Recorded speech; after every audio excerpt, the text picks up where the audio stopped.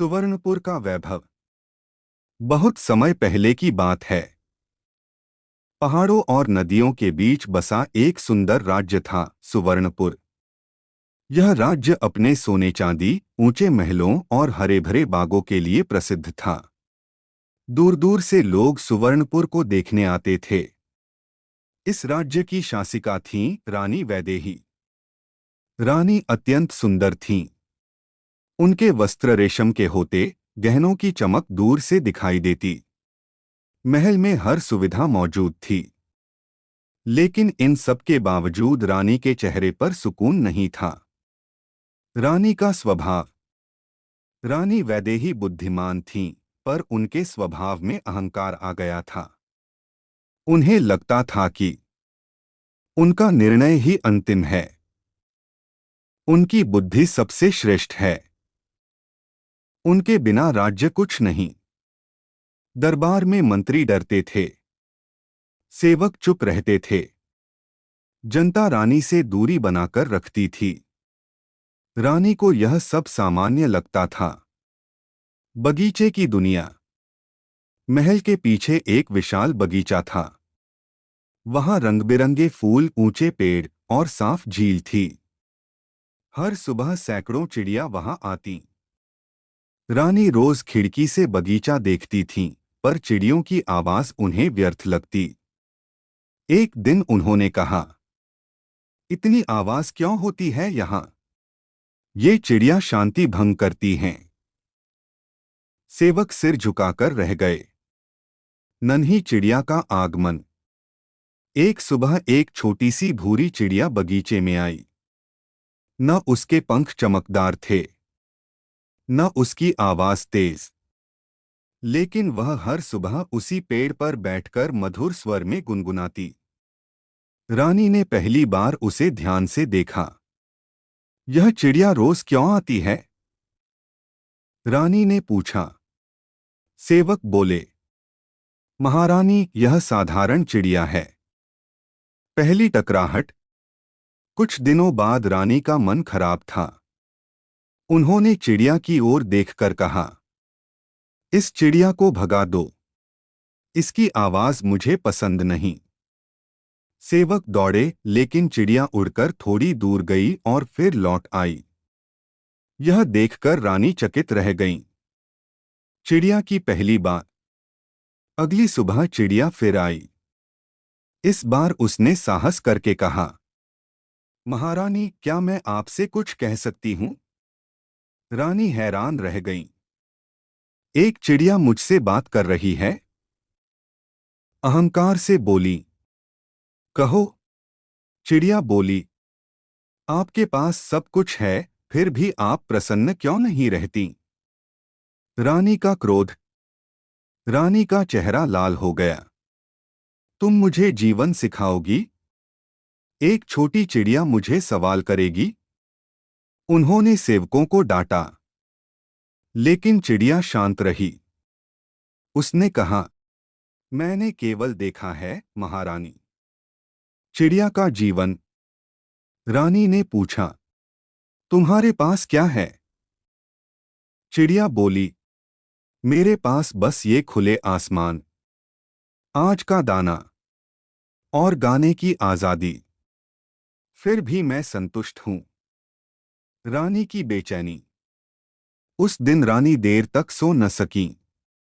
महल की दीवारें उन्हें बोझ लगने लगीं।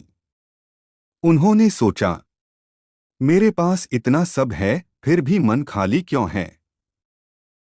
रोज की मुलाकात। अब हर सुबह रानी चिड़िया का इंतजार करने लगीं। चिड़िया कभी बारिश में गाती, कभी धूप में, कभी आंधी के बाद। रानी ने देखा, चिड़िया परिस्थितियों से नहीं डरती। सच्चा सुख। एक दिन रानी ने पूछा, तुम्हें डर नहीं लगता? चिड़िया बोली, डर तो लगता है, लेकिन मैं डर के कारण जीना नहीं छोड़ती। आत्मबोध। रानी को पहली बार समझ आया। डर, घमंड और तुलना ने उन्हें कैद कर रखा था। बदलाव की शुरुआत। रानी ने आदेश बदले, कर कम किए, गरीबों के लिए अनाज खुला, सेवकों से मधुर व्यवहार। राज्य में धीरे धीरे खुशी लौटने लगी। जनता की प्रतिक्रिया, लोग कहने लगे, रानी बदल गई हैं। महल में अब डर नहीं, सम्मान था। विदाई का समय। एक सुबह चिड़िया नहीं आई। रानी बेचैन हो गई। शाम को चिड़िया आई और बोली, अब मुझे जाना होगा। अंतिम सीख। रानी ने पूछा, तुम कौन हो? चिड़िया मुस्कुराई, मैं वही हूं जो हर इंसान के भीतर बोलता है, संतोष। यह कहकर चिड़िया उड़ गई। नई रानी। रानी वैदेही अब अहंकारी नहीं रही। वह प्रजा की मां बन गई। कहानी की सीख, सच्चा सुख बाहर नहीं, भीतर होता है। संतोष सबसे बड़ा धन है। विनम्रता से ही सम्मान मिलता है। छोटा भी बड़ा सबक दे सकता है। खालीपन का एहसास। चिड़िया के चले जाने के बाद महल वैसा का वैसा ही था, लेकिन रानी वैदेही के भीतर कुछ बदल चुका था। सुबह हुई, सूरज निकला, फूल खिले, पर बगीचे में वह मधुर स्वर नहीं था। रानी खिड़की के पास खड़ी रहीं। पहली बार उन्हें महल सूना लगा। उन्होंने धीमे स्वर में कहा, क्या सच में मैं खुश थी, या बस खुद को व्यस्त रखती थी? स्मृतियों की गूंज। रानी को चिड़िया की बातें याद आने लगीं। मेरे पास आज है, इसलिए मैं खुश हूं। डर होता है, पर डर मुझे रोकता नहीं। रानी ने अपने जीवन की ओर देखा। हर निर्णय डर से लिया गया, हर आदेश अहंकार से, हर रिश्ता दूरी से। उन्होंने महसूस किया, राज्य तो उनके पास था, पर मन नहीं। पहली परीक्षा। उसी सप्ताह राज्य में सूखा पड़ गया। फसलें सूखने लगीं। जनता परेशान हो उठी। पहले की रानी होती तो कहती, यह प्रकृति का नियम है, हम कुछ नहीं कर सकते। लेकिन अब रानी वैदेही बदली हुई थीं। उन्होंने दरबार बुलाया। बदला हुआ दरबार। मंत्री डरे हुए आए, पर रानी का स्वर शांत था। आज से, रानी बोली, राज्य का अनाज भंडार जनता के लिए खोला जाए। दरबार में सन्नाटा छा गया। एक मंत्री बोला, महारानी, इससे खजाना खाली हो जाएगा।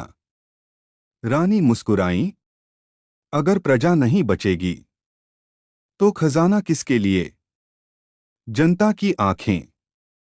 जब यह आदेश जनता तक पहुंचा तो लोगों की आंखों में आंसू आ गए। पहली बार उन्हें लगा, रानी केवल शासक नहीं, संरक्षक हैं। लोग बगीचे के बाहर खड़े होकर कहते, रानी बदल गई हैं। रात का संवाद। उस रात रानी बगीचे में अकेली बैठीं। उन्होंने आसमान की ओर देखकर कहा, नन्ही चिड़िया, अगर तुम सुन सकती हो तो जान लो, तुमने मुझे जीना सिखाया। हवा चली, पेड़ हिले, और रानी को लगा जैसे कोई मुस्कुरा रहा हो। कठिन निर्णय। कुछ समय बाद पड़ोसी राज्य ने कर बढ़ाने का दबाव डाला। युद्ध की आशंका थी। पुराने सलाहकार बोले, सेना बढ़ाओ, कर और बढ़ाओ। रानी चुप रहीं। उन्हें चिड़िया की बात याद आई, तुलना दुख देती है।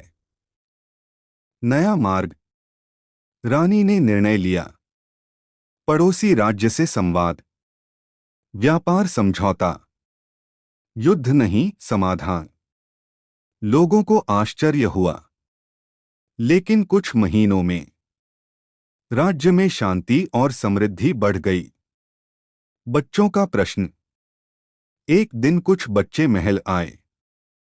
एक बच्ची ने मासूमियत से पूछा, रानी माँ, आप पहले डांटती थीं, अब इतनी प्यारी क्यों हो? रानी की आंखें भर आईं। उन्होंने कहा, क्योंकि मुझे एक चिड़िया ने सिखाया कि शक्ति का अर्थ डर नहीं, दया है। चिड़िया की वापसी। एक सुबह वही भूरी चिड़िया फिर से उसी पेड़ पर आ बैठी। रानी ने उसे देखा और उनकी आंखों से आंसू बह निकले। तुम लौट आई, रानी बोली। चिड़िया मुस्कुराई, मैं कहीं गई ही नहीं थी, मैं तो यहीं थी, आपके भीतर। अंतिम संवाद। रानी ने पूछा, क्या मैं सच में बदल गई हूं? चिड़िया बोली, आप वही हैं जो आप हमेशा थीं, बस अब आपने खुद को पहचान लिया है। उड़ान। चिड़िया ने पंख फैलाए। अब मेरा काम पूरा हुआ। रानी ने कहा, लोग तुम्हें कैसे याद रखें? चिड़िया बोली, जब भी कोई शक्ति के साथ विनम्र होगा, वही मैं हूं। यह कहकर चिड़िया आकाश में विलीन हो गई। सुवर्णपुर का स्वर्ण युग। समय बीतता गया। सुवर्णपुर अब केवल धन से नहीं, मानवता से समृद्ध था। रानी वैदेही को इतिहास ने याद रखा। वह रानी जिसने एक चिड़िया से सबसे बड़ा राज्य जीता। अपना मन। अंतिम सीख। सच्चा परिवर्तन भीतर से शुरू होता है। अहंकार सबसे बड़ा बंधन है, विनम्रता सबसे बड़ी शक्ति। कभी कभी सबसे छोटी आवाज सबसे बड़ा सत्य कह जाती है।